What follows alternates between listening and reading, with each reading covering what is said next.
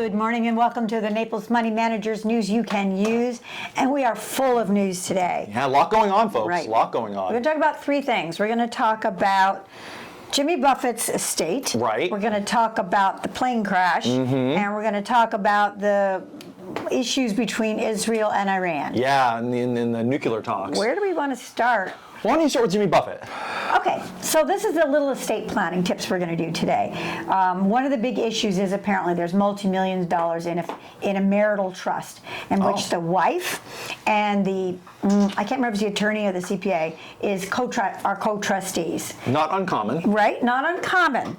And I think on one of the financial shows, I think it was Becky said, well, doesn't the wife have to sign off on that? And technically, no. Oh. But when you do your estate planning, usually you're bringing it in and she's saying, okay, well, I want to have some control. And well, what if something happens, you remarry, or there's a scam artist or something, there needs to be someone else in place. Right.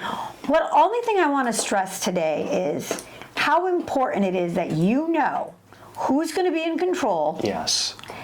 And how you feel about that person and what is in place to have the person removed. Under what circumstances can you have them removed without going to a huge court case? Because relationships change, folks. You know, time changes, and money, most importantly, changes people. It really does. Well, and we learned the hard way that even though you might have assigned one attorney in the document that I'm referring to, it was written that if that attorney left that firm, any other person in that firm could be assigned to be your co-trustee. Oh, interesting. I'd never heard that one. So that's kind of an interesting twist. But so I caution people to find out what it's going to be, who it's going to be. And then, for example, on one case I worked on, all the assets were illiquid. And the document said that she was supposed to get 4 or 5%, I don't know, income, or all the income. But there was no income. So how did we handle that? Yeah. In that case, we found some case law that said even if the assets are not liquid, the trustee could make them liquid.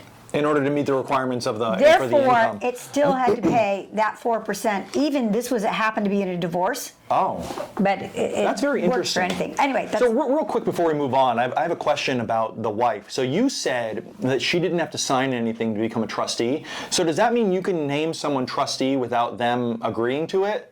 And then they have to basically deny that position secondarily, right? If you didn't do the estate planning together. Right. You know, I mean, I'm sure if the things were in her name, it's different.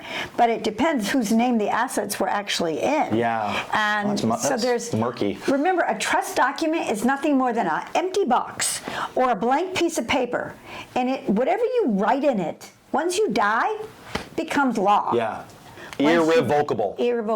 And there are some languages you can put in there, like they can change it by way of her will when she dies, if one of her sons was on drugs, and she can cut him out, that kind of stuff. But during their life, the spouse's life in this case, it's very difficult to change. Yeah. So just make sure you know what you're doing and you don't say, oh, well, he's taking care of all that, or she's taking care of all that. This is crucial. This is your life. Oh yeah, you don't want it to go to probate, folks, or be controlled by someone that you don't want it controlled by. Right. Like, this is your life, it is your legacy. And once people start controlling your assets, they just think they know better than you do. You become almost like a child. Yeah, it's not always the case. Okay, let's move on to... You want to do Iran? Yeah, let's do Iran. Okay, so... everyone knows that Iran has been working for basically the better part of a decade to gain a nuclear weapon. They've ostensibly said that it's a civilian program, but we all know that's not true. We started under the Obama era. There were sanctions placed under them. There was a nuclear agreement under that. That was eventually discarded, and the new administration, the Trump administration, is attempting to renegotiate the terms of this kind of like nuclear disarmament of Iran. Basically saying Iran is allowed to have a civilian program, but they shouldn't be allowed to enrich uranium for a weapons-based program. Makes sense? Makes a lot of sense. And it's something I think everyone can agree upon. Now, those negotiations have hit a real snag, and there's been a lot of rhetoric coming out from both sides. So our president has said that this is a red line, obviously. We cannot allow Iran to get a bomb. And he hasn't said what we'll do, but he said we will not allow it. So that's pretty definite. Yeah, exactly. That's pretty definite. Israel, who is a big player in all of this and is typically has an antagonistic relationship with Iran, has stated that if negotiations do fail, they will preemptively strike Iran's nuclear program in an airstrike. And Iran has then responded that they would hit shared assets of the United States and Israel, because we're allies, in the Middle East. Because of that, we have begun evacuating our embassies in the Middle East area. So nothing's happened yet, folks, but this is definitely a flashpoint to watch. Now, real quick, because I don't want to get too far into this, because we only have so much time. Right. Ultimately, that shouldn't matter too much for you, your portfolio. Which would be a relatively, in my opinion, now me, not the global expert, but everything that I've seen says it should be a relatively isolated conflict. If you want some light reading, the Brookings Institute, really interesting think tank, wrote a book, a little like 170-page called The Path to Persia in 2009. Iran historically being Persia. And what's happening now pretty much follows that playbook. We're probably going to let Israel take the lead in this. And that has a whole bunch of benefits to the United States. We have plausible deniability. We're not the aggressor. We're helping an ally. Israel takes all the negative press for being the aggressor in this case. And that's probably how it's going to go. Iran's list of allies are pretty thin these days. Typically, they've relied on a proxy system. Various countries like the Houthis, Hamas, and Hezbollah have all been their way of ensuring that no one would strike them, because these paramilitary groups in these other countries would then attack Israel.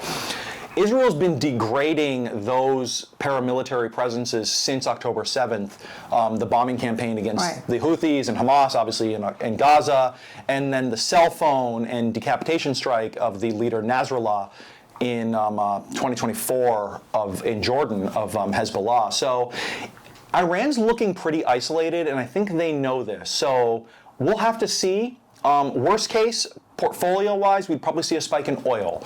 The Strait of Hormuz is right there. That would probably be the primary flashpoint, and we would see probably a constriction of flowing through there. But we don't get a lot of products from there. That's mostly Europe. So we'll have to see.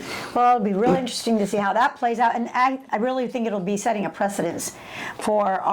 There's a lot of that going on. Yeah. In various rattling places. the cage, so to speak. Yeah, rattling the cage to see if that lock is loose. Can they get out? Can they make it happen? So we're going to pay attention to that.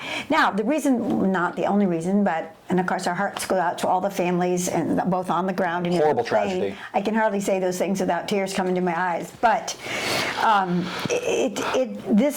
we happen to own one of the stocks in your portfolio, and so when something like this happens, of course, we all know. I had to say poor Boeing, but Boeing stock has just been a yo-yo. Yeah. It did have a nice run up. And now, this morning, when I first checked, it was down about 7%. Yeah, I think it's around 8 now, down 8%. But the engines, let's talk about the GE Aerospace. Yeah, so everyone knows that it was a Dreamliner that fell and crashed in India, and unfortunately all those people lost their lives. We don't own any Boeing. But a slightly lesser known fact is that the engines that these planes use is made by GE Aerospace. Now, that is a stock that we own. It is down roughly about 5% today.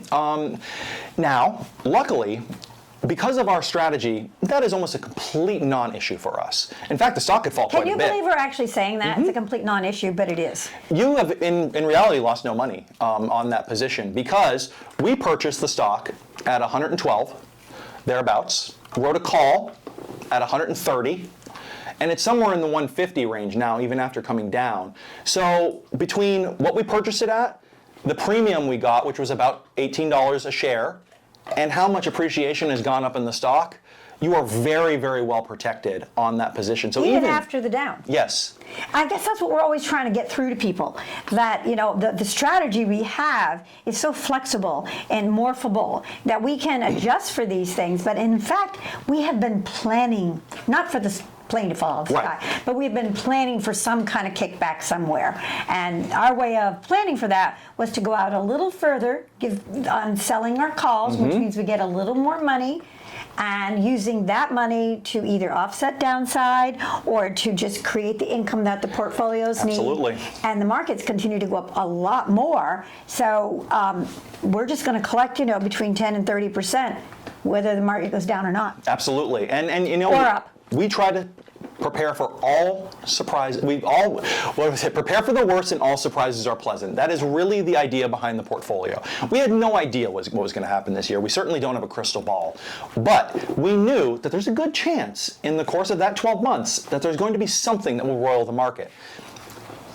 That's what we do here. All right, we have to close Yeah, out. we're because over the 10-minute We're mark. over 10 minutes, and so I'm just looking at a little quote here, Go and on. it says, this one is by George Soros. Oh, Okay, always money- a fan favorite. Money is made by discounting the obvious and betting on the unexpected.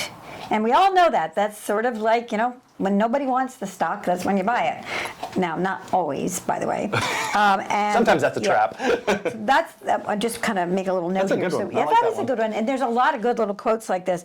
But what we want to do right now is say that money matters, but most of all, and most importantly, you matter. So, Please like and subscribe. right, we need to have some of those things going on here. And this is Bickle and Brown out.